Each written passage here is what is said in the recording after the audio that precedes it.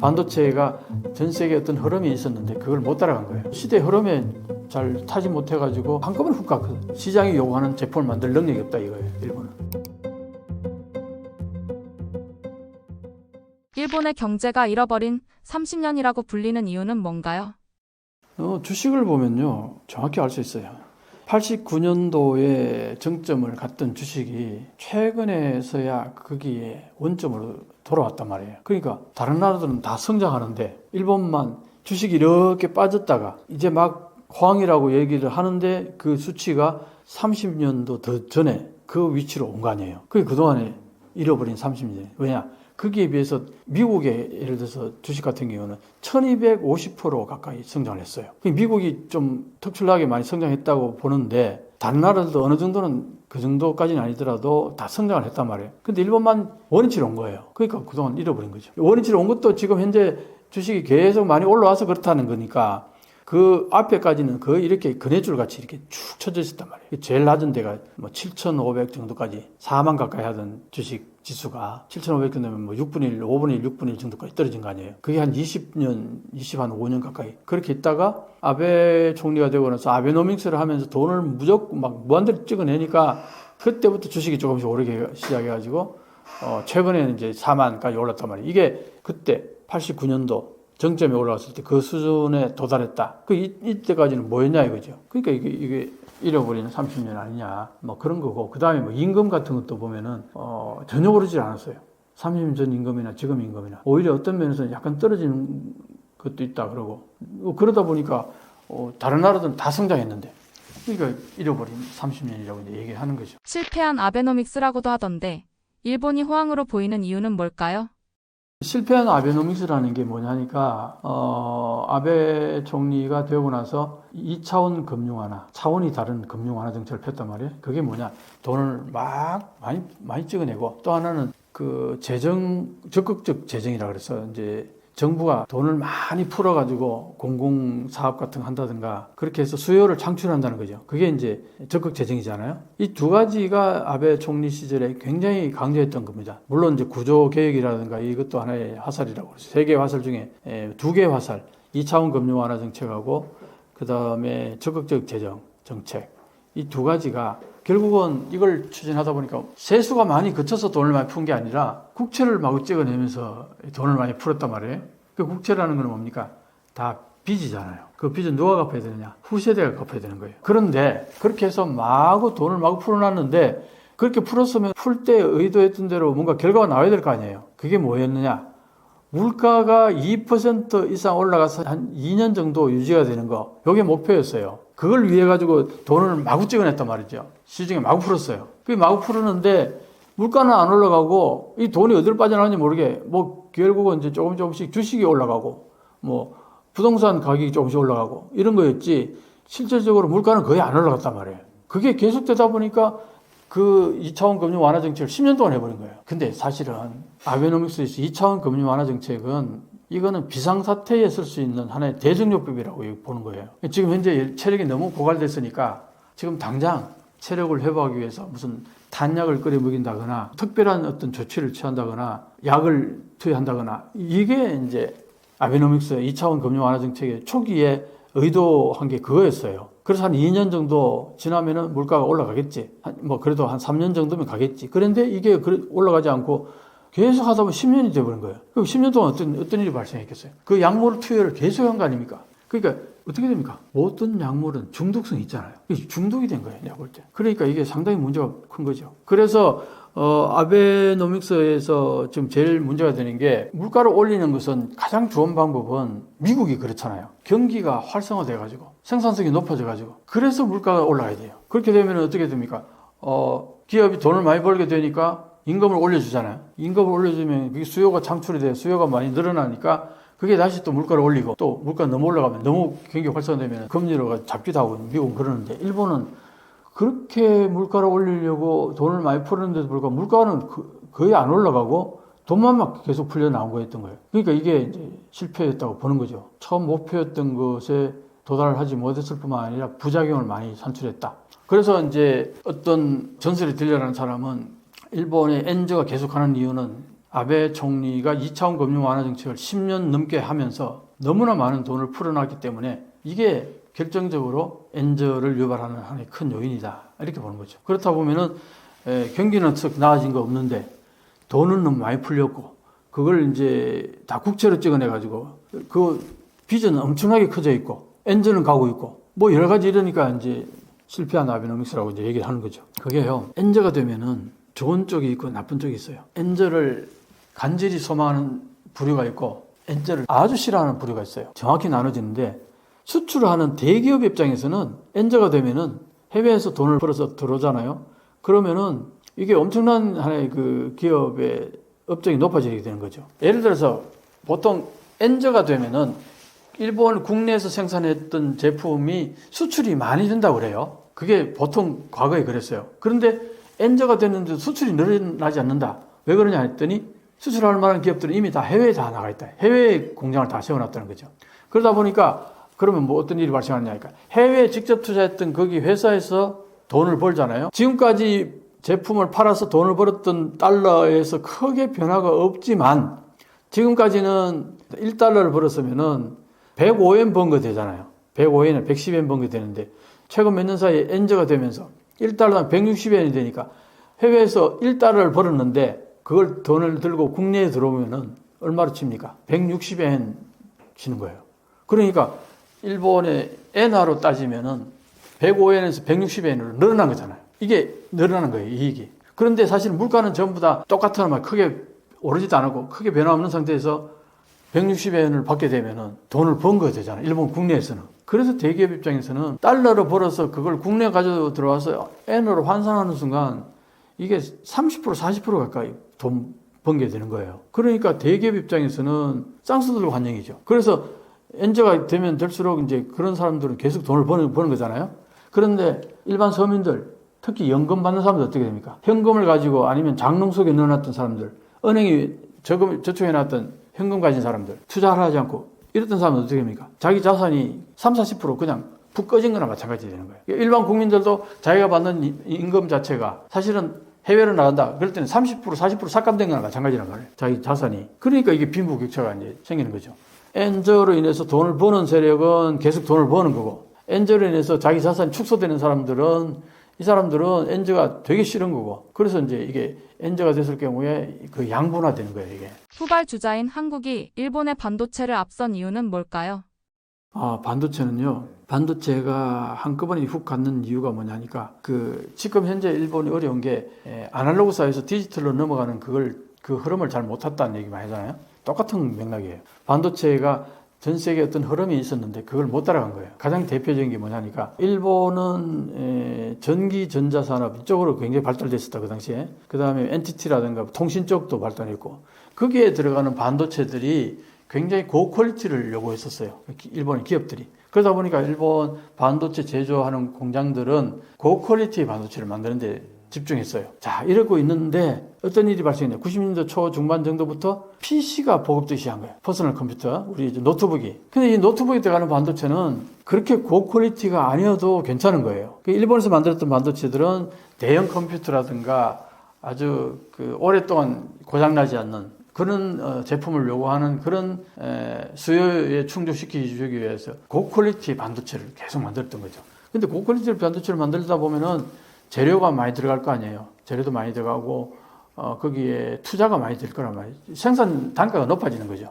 자, 그런데 그게 메인 스트림일 때는 괜찮았는데 일본 여기는 되게 특화되어 있어서 좋았는데 전 세계가 인터넷하고 이제 노트북 시대로 바뀌면서 확 바뀐 게 반도체, PC에 들어가는 반도체가 전 세계적으로 엄청난 양이 필요했던 거예요. 메모리도 그렇고. 거기에 이제 삼성이 아주 싼 가격으로 저퀄리티 반도체를 만들어내기 시작한 거죠. 일본은 고퀄리티 반도체를 잘 만드는데 문제는 코스트가 많이 걸린다는 거죠. 근데 PC는 인터넷하고 연결되는 PC는 전 세계적으로 폭발적으로 늘어나는데 그때 들어가는 반도체가 2, 3년 정도 쓰고 버려도 되는 이 정도의 반도체 퀄리티, 요걸 요구하는 거예요. 삼성이 그걸 이제 대량으로 만들어낼 수 있었던 거죠. 그러다 보니까 가격이 일본이 만드는 반도체하고 가격 차가 너무 많이 나는 거죠. 여기에서 훅 간 겁니다. 세계적인 흐름이 바뀌면서. 그럼 일본은 시장이 원하는 그 반도체를 만들면 될 거 아니에요. 저 퀄리티 그걸 못 만들었다는 겁니다. 그래서 일본이 기술력은 대단한 기술력이 있는데 영업을 잘못해서 세계적인 흐름을 잘못 읽어서 망했다. 그 말도 맞지만 그것보다 더 중요한 거는 저 퀄리티의 이 코스트를 낮춰서 저 퀄리티의 반도체를 만드는 기술력이 없었던 거예요. 그래서 일본은 기술력은 뛰어난데 영업은 못해서 망했다. 그 얘기는 아니다. 통용이 안 된다. 이 얘기를 이제 하는 거죠. 시장이 요구하는 제품을 만들 능력이 없다 이거예요. 일본은. 단적으로 얘기하면. 그래서 반도체가 이제 훅 간 것도 있고 또 하나는 일본의 전기 종합 상사가 많았잖아요. 도시바, 소니, 뭐 패나소닉, 산요, 뭐 이런 많은 그 회사들이 각 회사의 한 부분으로서 반도체 만드는 부서가 있었던 거예요. 그러니까 이게 자기들 제품, 자기들 쓰는 전자 제품이라든가 일본의 뭐 통신사에서 요구하는 그런 반도체를 만드는 데는 이걸로 충분히 가능했는데 전 세계가 요구하는 대량의 어떤 큰 흐름을 따라가는 데 있어서는 이 조그마한 부서 가지고는 감당이 안 됐던 거예요. 왜냐? 세계적인 흐름에 있어가지고 팹리스는 설계만 하는 거잖아요. 설계만 하는 팹리스가 미국이 거의 석권하고 있고 거기에서 설계한 것을 파운드리에다가 생산 위탁을 맡기잖아요. 그게 TSMC고 그 다음에 삼성도 그런 부분이 좀 있었고 그랬단 말이에요. 그러다 보니까 이게 팹리스하고 파운드리하고 분리가 되면서 굉장히 특화가 되면서 완전히 전문화가 된 거예요, 이게. 근데 일본은 이걸 다 하고 있었던 거예요. 그것도 전기종합상사의 한 부서에 반도체 만드는 부서가 이걸 다 한 거예요. 그러니까 이게 규모의 경제에서 경쟁이 안 된 거죠. TSMC 같은 경우에는 반도체 만드는 파운드리로서 반도체 만드는 거기에만 특화해가지고 그 기술을 특화시켰고 미국은 이제 설계하는 데만 특화되고 근데 일본은 설계도 하고 반도체 만드는 파운드리까지도 가지고 있고 이러니까 이게 경쟁력이 훅 간 거예요. 그래서 이 두 가지 요인이 가장 컸다고 봅니다. 소위 말하는 구멍가게 된 거죠. 여러 개 기업체들, 전자종합상사들이 각 회사 내에 부서가 하나씩 있었대. 근데 이게 왜 안 되냐 하니까 문제는 반도체 공장을 짓고 뭘 할 때 어마어마한 자본이 들어가잖아요. 근데 그 전기종합상사 산요 같은 데서 만약에 도시바라든가 이런 데서 만약에 그 반도체 전 세계 흐름을 따라가려면은 몇 조 엔을 투자를 해야 되는데 그게 어림도 없는 거예요. 다른 부서에 또 투자를 해야 되는데 반도체만 있는 게 아니잖아요. 그러니까 이게 반도체가 돈 먹는 하마 이렇게 인식한 거예요. 그래가지고 결국은 이거 안 되겠다 해서 결국은 잘라버리는 거예요. 반도체. 그런 일들이 벌어진 거예요. 그러니까 어떤 시대 흐름에 잘 타지 못해가지고 한꺼번에 훅 갔거든. 그래서 90년대 중후반대 가서 완전히 훅 가버린 거예요. 물론 이제 미국이 미일 반도체 협정을 맺어가지고 86년도하고 91년도 1, 2차 반도체 협정 맺어가지고 일본 반도체에 관세도 매기고 여러 가지로 일본을 어떻게 이렇게 보면 컨트롤 하려고 그랬어요. 그런 부분들도 일본한테 큰 영향을 미쳤는데 그렇게 해서 이제 일본이 상당히 안 좋다 보니까 어떤 일이 발생했느냐. 정부가 나섰죠. 이번에 일본의 래피더스도 보면 정부가 나서서 지금 추진하고 있잖아요. 그런 거 보면은 이제 일본이 반도체가 일본 기업들이 제대로 못하니까 정부가 나서가지고 히노마루 반도체를 추진하려고 그랬죠. 그래서 일본 정부가 보조도 많이 하면서 추진을 여러 번 했는데 이런 겁니다. 어떤 컨소시엄을 형성해가지고 거기에서 정부가 어느 정도 돈을 투자를 해주고 여기에서 이제 각 그 기업들마다 뭐 소니, 도시바, 패나소닉 이런 데서 이제 NTT 이런 데서 기술자를 여기에 파견해가지고 같이 공동으로 연구해가지고 그걸 제품을 만들도록 정부가 그걸 서포트해 줬어요. 근데 이걸 정부가 그렇게 돈을 많이 투자해서 해줬음에도 불구하고 각 회사들이 서로 경쟁이잖아요. 서로 경쟁이다 보니까 1급 기사들을 여기다 파견을 안 해요. 2류, 3류 기사들 파견하는 거예요. 자기 기술은 절대 여기에서 시연을 안 하고 그러다 보면 이게 뭐야? 이게 모여가지고 뭐 별로 하는 게 별로 없는 거예요. 정부 지원만 받고 그래서 정부 지원금으로 여기서 기기를 살 거 아니에요. 반도체 관련된 기기들. 그거 이제 해체할 때 그 기기들 나눠 갖는 거. 거기에 오히려 눈독이 들어가 있었다는 거. 그러니까 정부가 추진했던 반도체 여러 가지 컨소시엄이라든가 프로젝트 같은 것들이 다 실패했어요. 그렇게 해서 일본 반도체가 확 갔잖아요. 그러다가 몇십 년 지나서 이제 지금 일본이 반도체에 엄청나게 지금 뭐 투자를 하고 있죠. 대표적인 게 라피더스 아닙니까? 이게 라피더스는 일본이 전 세계가 많은 국가들이 다 파운드리를 다 만들어가지고 반도체를 생산하려고 그런다. 왜? 팬데믹 때 반도체 구입 자체가 너무 어려웠던 거예요. 전 세계적으로 경쟁적으로 서로 반도체를 뺏어가려고 그러다 보니까. 그러니까 내 땅에 공장이 있어야지 반도체를 확보하기 쉽겠다 해가지고 미국도 엄청나게 공장 짓잖아요. 반도체 공장. 유럽도 엄청나게 지어요. 중국도 말할 것도 없고. 그러니까 삼성도 그렇죠. 한국에 SK 하이닉스도 그렇고. 한국도 반도체 공장을 계속 확장해 나가고 있는데 일본만 없잖아요. 그러니까 안 되겠다 해가지고 라피더스를 이제 하나 추진하게 된 거죠. 이것도 거의 정부가 앞장서서 한 겁니다. 그랬는데 그 일본의 대기업들이 7개 대기업과 큰 은행, 3은행 중에 한 은행이 여기에 같이 이제 출발을 했는데 근데 투자를 말이죠. 사실은 기업들이 투자를 해야 되는 거 아니에요. 근데 여기 레피더스에서 2나노를 만들겠다 그러는데 그 2나노를 만들려면은 최소한 5조 엔 정도의 투자가 있어야 되는데 그 투자금을 누가 내느냐. 결국은 아까 말했던 그 7개 대기업들하고 은행에서 투자를 해야 되는데 이 대기업들이 10억 엔씩만 냈어요. 70억 하고 은행에서 3억 내고 73억밖에 안 냈어요. 지금까지. 그게 2021년부터 시작됐는데 지금 몇 년이 지났는데도 아직 투자금이 안 나오는 거예요. 그러니까 어떡합니까? 당장 공장을 지어야겠고 실행에 옮겨가야 될 타임트랙이 있는데 그러다 보니까 어쩔 수 없이 정부가 돈을 거의 1조 엔 가까이 냈어요. 사실은 정부가 돈을 그렇게 내서 되나 하는 생각이 드는데 그렇게 정도 내면은 이제 거기에 처음에 같이 하려고 했던 대기업들 7개 대기업들이 최소한 몇천억씩 투자해야 될 거 아니에요? 지금까지 10억 엔 내고 아예 투자를 안 하고 있어요. 트럼프 당선 후 일본 경제는 더 어려워질까요? 자, 이제 트럼프가 당선된 다음에 이제 한국이나 일본에는 전 세계가 바짝 긴장을 하죠. 이제 여기서 어떤 이제 일본 같은 경우는 뭐가 가장 밀접하게 이제 관련이 있을까 하면은 이게 엔저 문제예요. 환율 문제예요. 근데 트럼프 대통령은 유세 중에 어떤 얘기를 했냐면은 자기는 엔저 용인을 못한다 이렇게 된 거예요. 약한 엔 용인 못한다. 그래서 과거에 어떤 일이 있었습니까? 엔저가 되면은 일본의 제품들이 쏟아져 들어가요. 미국으로. 가격 경쟁이 있으니까 달러가 강세가 되면은 제품의 경쟁력이 일본의 제품의 경쟁력이 더 높아질 거 아니에요. 그러니까 그거 나는 용납 못한다 이렇게 얘기했어요.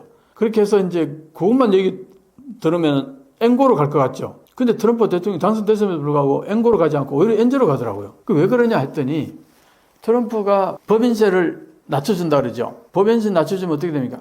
돈이 시중에 좀 많이 더 풀릴 거 아니에요. 세금 덜 내니까. 그러면 이제 시중에 돈이 많이 풀립니다. 그 다음에 또 전 세계 모든 국가들이 관세를 10%에서 20% 매긴다 그러죠. 그렇게 되면은 대부분의 학자들이 그래. 대부분의 학자들이. 그렇게 되면은 미국의 소비재 물가가 올라갈 거다. 왜? 값싼 수입품을 관세를 매겨버리니까. 이걸 수입을 안 하거나 안 하게 되면 미국에서 생산하는 제품을 써야 될 거 아니에요. 그러면 왜 그동안 수입해 갔어요? 가격 경쟁력이 있으니까 수입해 왔을 거 아니에요. 싸니까. 근데 이걸 못하게 하면 어떻게 돼요? 아무래도 가격이 더 높겠죠. 그럼 어떻게 돼요? 물가가 올라갈 가능성이 많잖아요. 그러니까 물가가 올라갈 가능성이 많다. 그 다음에 이민자들을 지금 차단한다 그러잖아요. 그리고 불법 이민자들 전부 추방한다 그러고. 그럼 어떻게 될 것 같아요? 노동력이 적어지면서 노동 단가가 올라갈 거예요. 그럼 코스트가 올라가겠죠. 또 제품 만드는 데 있어서. 그리고 여러 가지로 해서 볼 때에 물가가 올라갈 가능성이 상당히 높다. 그럼 어떻게 됩니까? 물가가 올라가면 어떻게 돼요? 금리를 올려서 물가를 낮춰야 되겠죠. 그럼 금리를 올리면 어떻게 됩니까? 달러 강세가 되겠죠. 그럼 달러 강세가 되면은 엔저로 가는 겁니다. 지금 그런 맥락에서 엔저로 갈 가능성이 많다. 그런데 분명히 트럼프는 그랬잖아요.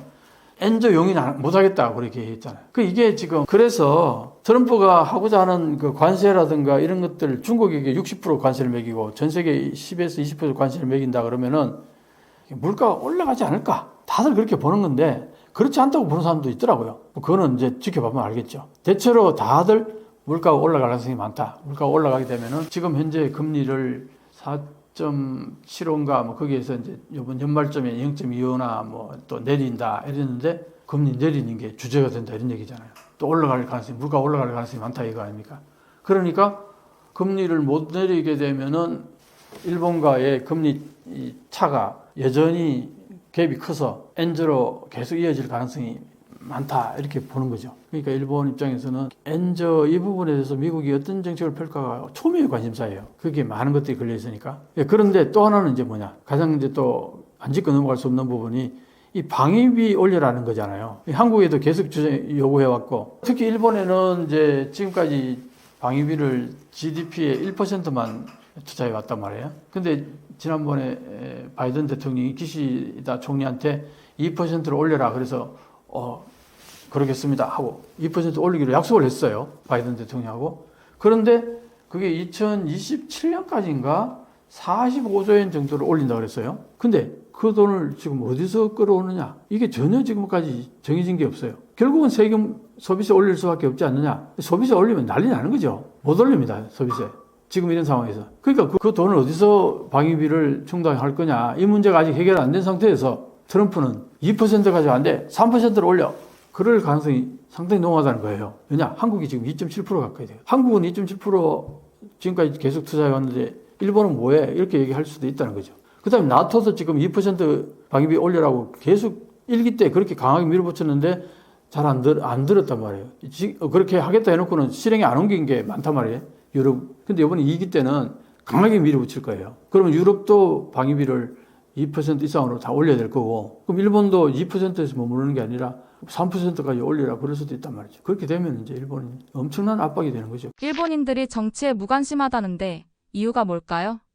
일본은 어떻게 보면은 자민당 정치라는 게 오랫동안 지속됐잖아요. 이 자민당 정치가 초기 발생 단계가 이제 자유당과 민주당이 있었고 사회당이 있었는데, 이게 그 당시에 냉전이 터지면서 사회당이 힘을 키워가니까 미국이 여기에 대해 경계심을 갖고 자유당과 민주당을 합치게 해서 여기에 이제 미국의 CIA가 많이 관여했다고 그래요. 그래서 자유민주당인데 자민당은 미국하고 굉장히 밀접한 관계가 있는 거죠. 그런데 전후에 일본이 경제 대국이 돼버렸잖아요. 그러다 보니까 자민당이 완전히 이제 일본 국민들한테는 우리를 이렇게 잘 살게 해준 당일 거 아니에요. 그러다 보니까 자민당에 대한 신뢰가 어느 정도 있겠죠. 거기다가 이제 미국과의 관계가 굉장히 밀접한 당이다 보니까. 그리고 야당들이 그렇게 세지를 못했어요. 사회당이 계속 있었지만 자유당과 민주당이 합하면 1, 사회당이 0.5. 요 구도가 계속 이어졌어요. 오랫동안. 그러다 보니까 일반 국민들 입장에서는 굳이 투표하러 가지 않더라도 자민당이 계속 집권해 오는 거는 쭉 이어져 왔다고요. 그러다가 이제 그게 이제 일본이 제2의 경제대국, 재팬에서 넘버원 막 이렇게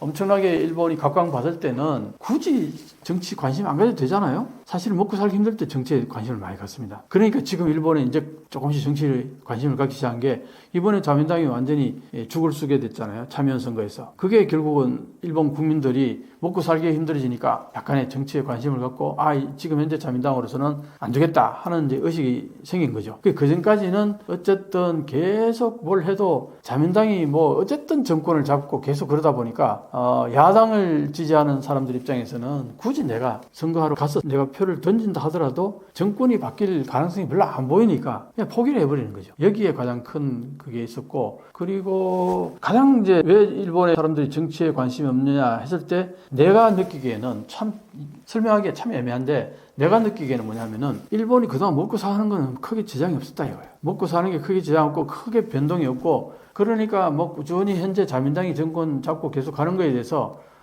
그냥 큰 불만이 없었던 것이. 그러다 보니까 누가 그러면 그 투표를 열심히 해서 계속 자민당이 일단 지배를 하느냐 하면은, 이게 우익 보수 정치 세력들이 무조건 자민당 지지예요. 자민당은 말했듯이 자유당과 민주당, 여기에 미국과의 굉장히 밀접한 관계가 있어요. 미국이 애초에 자민당의 기초를 낳았다고 볼 수도 있으니까. 그러다 보니까 현재 일본은 미국과 잘 지낼 때 큰 문제가 없거든요. 그러니까 자민당한테 맡겨놔서 그렇게 미국과 잘 지내고 하니까 굳이 정권을 바꾸자 이런 게 별로 없었어요. 그런데 최근 한 몇 년 사이에 일본에 급격하게 변화가 온 거죠. 가장 큰 변화는 역시 엔저입니다. 엔저가 2년 전만 해도 1달러당 105엔, 110엔 하던 엔이 지금 벌써 150 몇 엔, 4엔인가 뭐까지 왔다 갔다 하고, 가장 엔저로 갔을 때는 162엔까지 갔잖아요, 1달러당. 그렇게 되니까 일본의 상황이 엄청나게 바뀐 거예요. 일반인들 입장에서는 엔저로 인해 가지고 해외 나가는 게 두려워지는 거예요. 해외 나가서 돈을 써보니까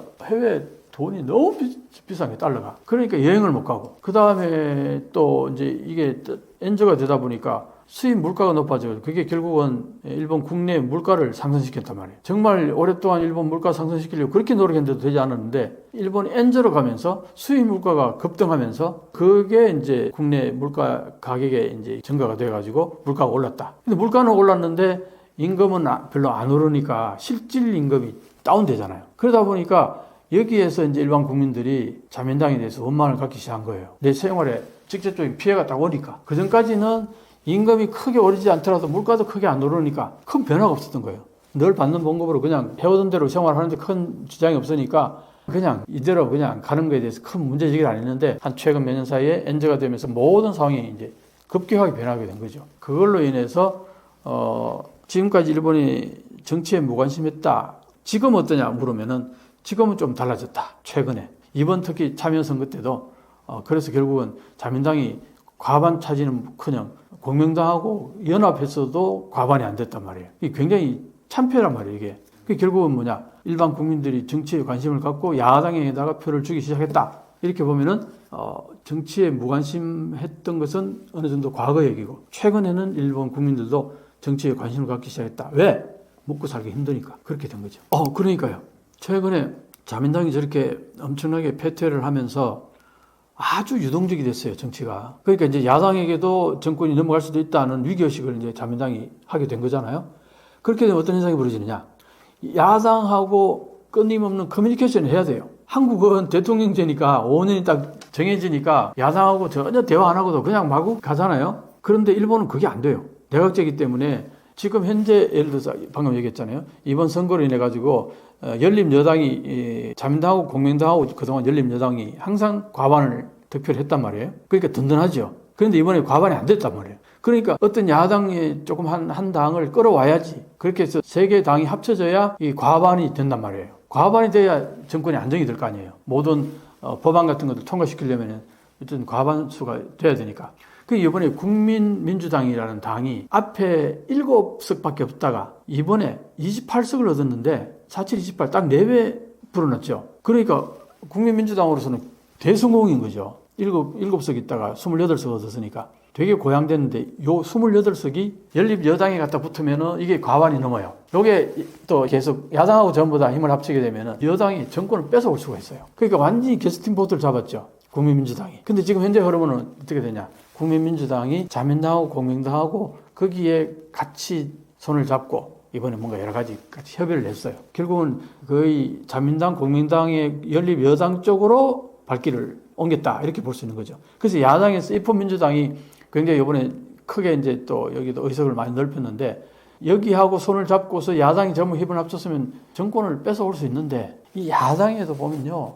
이게 갈라진 이유가 감정 싸움 뭐 그동안에 여러 가지 야당이 서로 노선 때문에 티격태격했던 이런 부분들이 많다 보니까 이게 골이 굉장히 깊어요. 그러다 보니까 야당끼리 뭉치질 못하는 거예요. 거기 야당에는 공산당도 있고 뭐 그러다 보니까 이제 결국은 국민민주당이 여당에 붙어가지고 이제 이 국민민주당이 자기들이 원하는 정책을 받아들여 주지 않으면은 우리는 같이 못한다. 그러니까 강력하게 자기들이 원하는 정책을 자민당한테 이걸 실현시켜주면 우리가 같이 하겠다. 그래가지고 지금 그렇게 해서 같이 가고 있어요.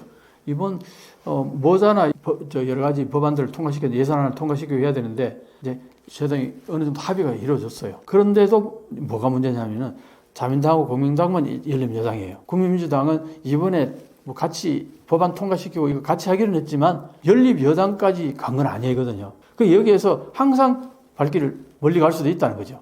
그렇게 되면 어떤 현상이 벌어지냐? 지금 이쪽 야당 쪽에서 똘똘 뭉쳐가지고 자민당 총리의 불신임안을 제출해버리게 되면은 순식간에 그냥 총리가 불신임될 가능성이 항상 내재되어 있는 거예요. 그러니까 어떻게? 방금 말씀하셨죠? 일본이 이제 정치에 좀 관심을 가질 것 같고 일본 정치가 좀 바뀔 것 같다고 얘기하셨죠? 바로 이것 때문인 거예요. 자민당에서 민감하게 야당의 요구에 응답하거나 협의를 하거나 뭔가 이렇게 같이 보조를 맞춰 나가지 않으면은 법안 하나도 통과시키지 못하고 아무것도 못하는 거예요. 그러니까 어떤 의미에서는 지금 현재 그동안 자민당은 사실상 야당의 의견을 거의 무시하고 아니면은 야당에 좀 좋은 정책이 있으면 자기들이 그냥 그걸 실행에 옮겨버리고 그 야당 존재를 거의 무력화시켜 왔단 말이에요. 근데 이번 참여 선거에서 자민당, 공명당, 열린여당이 과반에 한참 못 미치면서 민감하게 여론에 반응을 해야 되고 야당의 주장에 귀를 기울여서 합의도 해야 되고 그러면 어떻게 보면 정치가 이제 움직인다. 그것도 볼 수 있는 거죠. 그런 의미에서는 나는 그런 의미에서는 긍정적으로 부분도 있다고 봅니다. 일본이 잘 사는 북한으로 불린다고 하는데 왜일까요? 일본이 잘 사는 북한으로 불리는 이유는 워낙 그동안 자민당이 일당 독재를 하다 보니까 사실상 명시적으로 독재는 아니죠. 선거를 통하고 다 하기 때문에. 그런데 자민당이 계속 거의 지금 6, 70년 가까이를 중간에 잠깐 야당에 넘겨주고 그 외에는 전부 자민당이 계속 지배해오다 보니까 어떤 현상이 고착화되는 거예요. 이권 집단하고도 거의 고착화돼가지고 그러니까 변화가 거의 없는 거죠. 북한이 어떻습니까? 변화가 없죠. 그리고 뭐 야당의 의견은 이런 게 있을 수 있나요? 그러니까 자민당이 생각하는 쪽으로 우익 정치 세력들이 생각하는 대로 그대로 밀고 나간다. 뭐 그런 의미에서도 그렇고, 그 다음에 이제 사실은 또 그런 도표가 하나 있었어요. 그 일본이 2000년부터 2022년까지 국내 투자가 여기 100일을 치면은 118밖에 안 돼요. 22년 동안 투자가 18%밖에 안 되는 거예요. 22년 동안 18%는. 그럼 어떻게 돼요? 일본이 다 해외 투자로 다 가버리는 거예요. 그게 850% 정도 해외로 나가버리니까 이게 국내 투자가 거의 안 된다. 그래서 이게 118여 수치를 보고서 북한보다 더 아래다. 뭐 그런 얘기가 있었어요. 통계치에 보면은. 북한도 그 정도 투자는 한단 말이에요. 22년 동안에 18%밖에 투자가 증가 안 했다. 이거는 일본밖에 없다는 거죠. 그러니까 그 통계치를 보니까 저 바닥치에 있더라고. 북한이 바로 위에 있고. 그래서 이게 일본은 잘 사는 북한으로 불린다. 이번 일본 선거 결과를 엄청난 이변이라 하던데 우리나라로 비유하면 어떤 느낌일까요?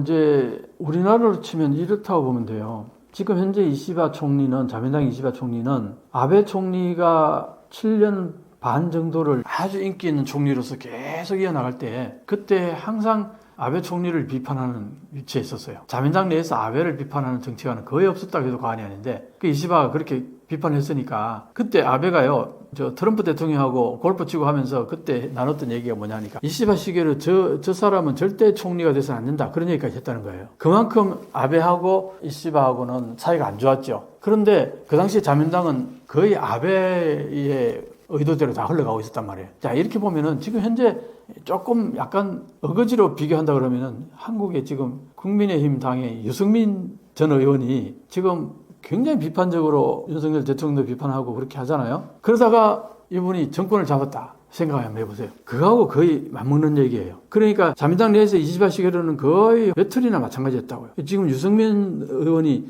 국민의힘 내에서는 외톨이에 가깝잖아요. 뭐 그렇다고 해서 완전히 외톨이는 아니겠지만 어느 정도 공감하는 의원들도 좀 있긴 있지만 실질적으로 영향력이라는 거 거의 발휘를 아직은 못하고 있잖아요. 그런 의미에서는 이시바 시게로하고 유승민 전 의원하고 좀 같은 소속 당에 있어서의 위치가 맥락이 좀 비슷합니다. 그런 부분에서 이시바 시게로가 총리가 됐으니 자 유승민 씨가 갑자기 대통령이 됐다고 생각해보세요. 국민의힘에서. 우리나라는 대통령제가 되면 뭐 대통령 앞에 막 완전히 막 납작 엎드리니까 대통령제하고 내각제하고 다른 점이 그거예요. 내각제는 총리가 그렇게 힘이 없어요. 대통령만큼. 왜냐 언제든지 끌어내릴 수 있으니까. 그럼 이 3년 보장되는 게 아니거든 전혀. 1년 만에 바뀐 경우가 상당히 많아요. 일본 자민당 내 총리가. 그렇게 보면은 유승민 씨가 뭐 대통령 되는 거하고 이시바 시게루가 총리 된 거하고 직설적으로 비교하기에는 조금 어폐가 있어요. 대통령제하고 총리제하고는 다르기 때문에 내각제하고는 다르기 때문에 그렇긴 한데 어쨌든 그 스탠스는 그렇게 비슷하다 이렇게 보면 돼요. 그러다 보니까 이시바 시게루가 자민당 내에서 지지도가 높겠어요, 낮겠어요. 항상 불안한 거죠. 그래서 이제 이시바 시게루는 어떻게 보면은 지금 뭐 과반 확보도 안 된 상태니까 거의 붕붕 떠다니는 총리라고 보면 돼요. 언제든지 그냥 야당에서 한마디로 불신임만 내버리면은 그냥 바로 총리에서 내려와야 될 그런 상황인데 근데 야당의 입장에서도 그래요. 총리가 내려오면 총리는 또 어떤 게 있냐면 해산권이 있어요. 해산하면 어떻게 됩니까? 자기 지금 국회의원이었던 게 물거품으로 돌아가는 거잖아요. 그러니까 야당 입장에서도 함부로 불신임안을 내고 싶진 않겠죠. 또 선거해야 되잖아요. 그런 의미에서는 불신임안이 그렇게 쉽게 막 제출되고 그러지는 않을 거라고 봅니다. 그렇긴 한데 어쨌든 상당히 불안정하고 그러다 보니까 이시바 시게루 입장에서는 야당과 밀접하게 서로 대화를 하면서 어떤 면에서 우리 뭡니까? 야당과의 한국은 지금 야당하고 여당하고 전혀 대화가 없지 않나요? 거의 대립 단계인데 모든 게 대립인데 근데 이시바 시게루 총리 입장에서는 야당과 대화하지 않으면 아무것도 못 사니까 해야 돼요. 무조건 해야 돼요. 근데 한국은 그게 아니잖아. 그런 차이는 좀 있긴 있죠. 일본 정치의 이변이 일어날 수 있었던 숨은 배경이 있다는데 어떤 걸까요? 지금 이시바 시게루 총리가 된 게 조금만 거슬러 올라가 보면 기시다 총리가 인기가 없어서 내려왔잖아요. 기시다 총리는 한 번 더 하고 싶었는데 그게 왜 안 됐냐 하니까 자민당 내에서 사건이 터진 거예요. 정치 자금. 이게 이제 소위 말해서 항상 보면은 정치가 문제가 되는 게 돈 문제가 발생하잖아요. 이 돈 문제가 이제 커지면서 자민당 인기가 떨어지기 시작한 거예요. 그게 우리로 치면은 한국에서는 정치가들이 정치 자금을 모으기 위해 가지고 출판회 같은 걸 하잖아요. 그렇다면 일본에서는 이제 그 파티를 연다 그럽니다. 호텔에서 파티를 열면서 파티권을 팔아요. 거기 참여한 사람들에게 입장권 같이 2만 엔 뭐 그런 것 같은데 그렇게 해가지고 그거 팔잖아요. 그러면 그 사람이 와가지고 2만 원치 다 먹고 가는 거 아니거든요. 그러니까 또 한 사람이 2만 원만 사는 게 아니라 한 10장도 사고 20장도 사고 그런다요. 그게 이제 저희 말해서 중소기업이나 대기업 같은 데서는 그렇게 하는 거죠. 거기서 그렇게 파티권을 10장, 20장 이렇게 사주면 어떻게 했어요? 그 국회의원이 그 사람이 고마워하지 않겠어요? 그럼 어떻게 될 것 같아요? 그쪽에서 부탁하고 싶은 게 있을 때 국회의원한테 부탁하고 싶을 때 쉽게 부탁할 수 있겠죠. 이게 이제 저희 말하는 정치와 연계가 된다 이 얘기예요. 그렇긴 한데 그러나 저는 어쨌든 이게는 합법적으로 할 수 있는 그 액수가 있어요. 거기까지는 문제가 없는데 문제는 뭐냐니까 그 액수가 넘어가면은 신고를 하고 세금도 내고 깨끗하게 해야 되는데 요걸 그렇게 하지 않고 기재도 안 하고 인마이 포켓 해버렸다는 거 아닙니까? 국회의원들이. 그게 누가 그렇게 많이 했느냐? 자민당의 아베파가 대부분 그렇게 했다는 겁니다. 왜 그런지 대충 감이 잡히죠? 왜냐? 아베 총리가 오랫동안 총리를 7년 반 가까이 하다 보니까 아베파의 중진들은 막강한 힘을 가지고 있었지 않겠어요? 막강한 힘을 가지고 있는 국회의원들에게 파티권이 많이 팔리는 거죠. 당연하지 않겠어요? 그러다 보니까 이 사람들이 파티권을 많이 판 다음에 일정 액은 자민당에다가 납부를 하고 나머지 액을 인마이 포켓에 해버렸다는 거죠. 그게 아베 총리가 존재할 때까지는 이게 겉으로 드러나지 않았어요. 그런데 아베 총리가 사망하고 난 뒤에 여러 가지가 밝혀지기 시작한 거죠. 거기에서 이제 정치자금 문제, 이게 제대로 보고도 안 하고 기재도 안 하고 이마이 포켓한 거, 요거는 세금 탈루도 되고 정치자금법에도 위배가 되고 여러 가지로 걸린 거예요. 위법 행위인 거예요, 이게. 그런데 기시다 총리가 이걸 제대로 정리를 못했다고요. 그러다 보니까 일반 국민들 입장에서는 엔저로 인해서 생활이 고통스럽고 막 그 가난해지는 듯한 느낌이 들고 안 그렇겠어요? 전 세계에서 관광객들이 막 엄청나게 몰려오는데 나는 해외 여행도 못 가요. 그런 상황이다 보니까 옛날에 거꾸로 자기들이 그렇게 전 세계를 휘젓고 다니면서 여행 다니다가 지금은 여행을 쉽게 못 나가잖아요. 엔저 때문에. 그래서 생활이 상당히 궁핍해지고 그러는 상황인데 이 정치가들은 완전히 진짜 파티 열고 거기서 돈을 뭐 몇천만 원씩 넘기면 몇천만 원이면 우리 돈을 억 단위가 넘어가는 거 아니에요. 그게 무슨 노동을 해서 번 돈입니까? 그 완전히 그러니까 이게 그걸 깨끗이 안 했다. 그걸 아는 순간 일반 국민들이 완전히 돌아서기 시작한 거예요. 자민당에. 그러니까 기시다 총리가 한 번 더 하려다가 이대로 가다가는 자기가 계속 가다가는 이 자민당이 정권이 넘어가겠다. 총리가 바뀌는 정도가 아니라 야당으로 정권이 넘어가겠다 싶어서 기시다가 나는 더 이상 안 하겠다 하고 새롭게 자민당 총재를 선출해가지고 새롭게 총재 선출하게 되면 약간 또 지지도가 올라가요. 대체로.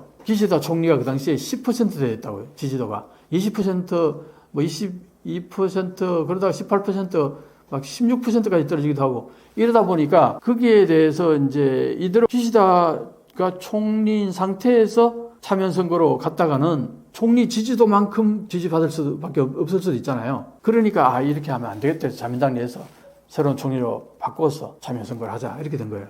그래서 9명이나 출연한 거예요. 그게 왜 그러냐니까 과정을 거치면서 정치자금 과정을 거치면서 파벌을 없애자 하고 이제 기시다 총리가 그걸 이제 기치를 내걸면서 파벌을 없애버렸다고요. 그러다 보니까 파벌이 있을 때는 그 파벌 내에서 총재 후보를 한 사람씩 내거나 아니면 다른 파벌하고 협의해가지고 이번에는 우리 후보를 내주고 다음에 당신 후보를 밀어줄 테니까 이번에 우리 후보 밀어줘. 이렇게 이제 그런 얘기들이 오가서 보통 후보들이 한 4, 5명 정도 나오는데 이번에는 9명이 나왔어요. 그러니까 한 파벌에서 2명도 나올 수도 있는 거 아니에요. 이러다 보니까 이게 이제 어떻게 될지 굉장히 흐려진 거예요. 그런 상황 속에서 이제 일본에서 그 고이즈미 신지로라는 젊은 정치가가 앞에 아버지가 고이즈미 이치로였잖아요.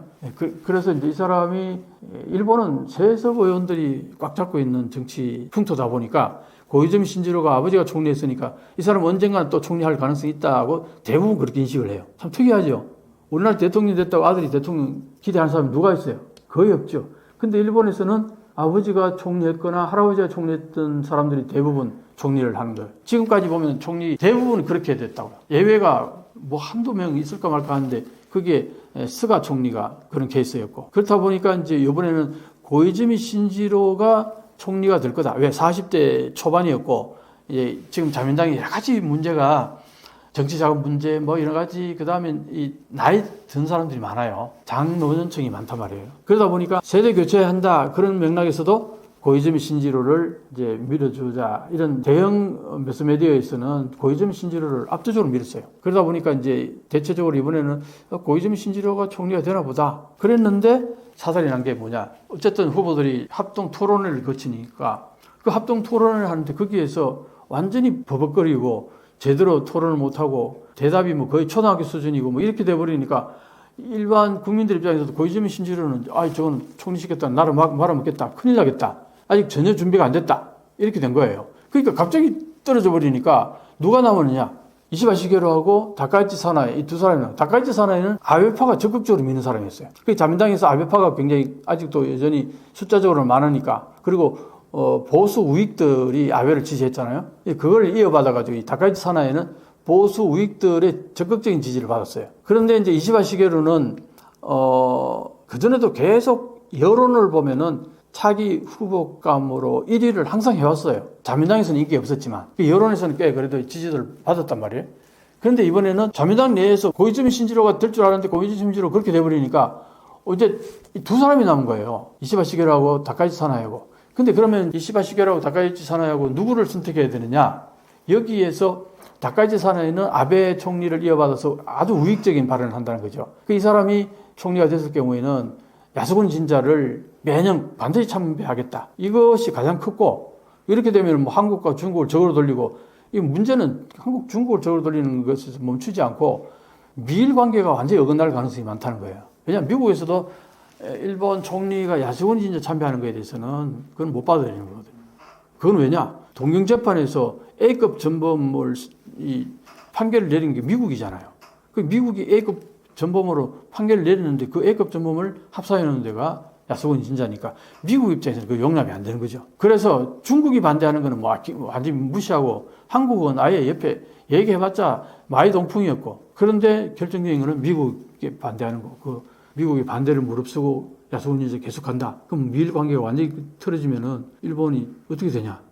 여기에 대해서 자민당 내에서 국회의원들이 위기의식을 느낀 거예요. 그래서 2차 투표에 들어가서 결선 투표에 들어가가지고 다카이치 사나이를 찍으면은 총리가 되면은 미일 관계가 어긋날 수도 있겠다. 이게 하나 가장 컸고 또 하나는 이제 야당의 입헌민주당이 가장 큰 정당인데 이번에 148석인가까지. 근데 이 사람이 노다 요시히코 이 사람이 대표인데 민주당 정권 때 그때 총리까지 했던 사람이잖아요. 그러다 보니 이 사람은 이제 경험도 있고 총리 경험도 있고 하니까 야당 대표로서 강력한 이제 하나의 견제 세력이 생겼는데 만약에 다카이치 사나이가 일본의 총재가 되고 총리가 됐을 경우에 참여연 선거할 때 서로 토론을 할 거 아니에요. 그러면은 다카이치 사나이는 보수 우익들의 지지는 받을지 몰라도 중도 보수파의 지지는 오히려 이 야당의 대표 노다 총리 전 총리한테로 표가 몰려갈 가능성이 많다 이렇게 본 거예요. 왜?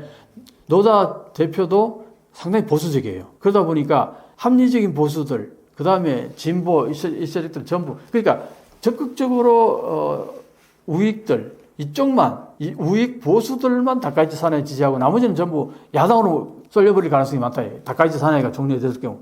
이 두 가지가 결정적으로 이 다카이치 사나이를 밀어서는 안 되겠다 하고 여기도 제껴버린 거예요. 그 남은 사람이 누굽니까? 이시바 시게루죠. 이게 상황이, 흐름이 이렇게 되다 보니까 일본 입장에서는 적극적으로 이번에 이시바 시게루를 총리로 추대한 게 아니고 안 되는 사람 제외하다 보니까 남은 게 이시바 시게루였어요. 자, 이게 이제 여러 가지 문제를 일으킵니다. 이시바 시게루 입장에서는 아무런 지지 기반이 없는 상태에서 총리가 됐잖아요. 그러다 보니까 총리 되기 직전에 몇 시간 인터뷰를 있어요. 1차 투표 끝나고 2차 투표 가기. 그때에 어떤 얘기들이 오갔나 하니까 많은 정치 세력들이 이시바 시게루에게 제안합니다. 당신에게 표를 줄 테니까 이 정책은 실행시켜줬으면 좋겠다. 이 정책은 이렇게 우리가 요구하는 대로 해줬으면 좋겠다. 이런 것들이 많았던 거예요. 그러다 보니까 총리가 되고 나서 딱 처음부터 하는 게 여러 가지 얘기들이 이시바 시게루는 사실은 아베 총리의 그 2차원 금융 완화 정책을 굉장히 비판 많이 했어요. 그러니까 그게 이제 마이너스 금리까지 막 그 금리를 올리지 않고 그 0% 금리 하는 이런 거에 대해 굉장히 비판을 많이 해왔어요. 그런데 총리가 딱 되자마자 자기가 총리가 딱 되니까 이걸로 인해서 여러 가지 문제가 발생해 버렸어요. 그러니까 자기 지금까지 해왔던 말을 뒤집으면서 딴소리 한 게 그런 게 한두 가지가 아닌 거예요. 그러다 보니까 그게 왜 그러냐 하니까 아까 얘기했듯이 선거 과정 중에서 표를 받는 조건으로 그 사람들의 요구를 들어줘야 되는 그것 때문에 그렇게 됐다 이런 거예요. 그러니까 이 사람이 지지 기반이 없다 보니까 총리는 됐는데 평소에 자기가 얘기해오던 그 정책이라든가 소신이라든가 이런 것들하고 배치되는 얘기들을 계속 해버린 거예요. 여러 가지로. 그러다 보니까 지지도가 팍팍팍 떨어지고 신뢰를 저 사람을 믿어도 되겠냐. 여론에서도 이제 지지도가 떨어지기 시작한 거죠. 그러다 보니까 참여연 선거에 때도 여러 가지 이제 결국은 자민당이 많이 패퇴를 하게 되고 이런 문제가 발생했는데 그러다 보니까 앞으로 이시바 시게루의 이 리더십이 상당히 불안정하다. 이제 여기까지 온 거죠. 그렇게 보면은 일본 정치가 지금 현재 굉장히 유동적이잖아요. 그런데 지금 미국에서는 트럼프라는 강력한 대통령이 이제 탄생했단 말이에요. 그러다 보니까 일본에서는 굉장히 긴장을 해요. 과연 이시바 시게루가 트럼프 대통령을 잘 대응해서 일본의 국익을 잘 지킬 수 있을까? 여기에 대해서 상당히 불안해한다는 거죠.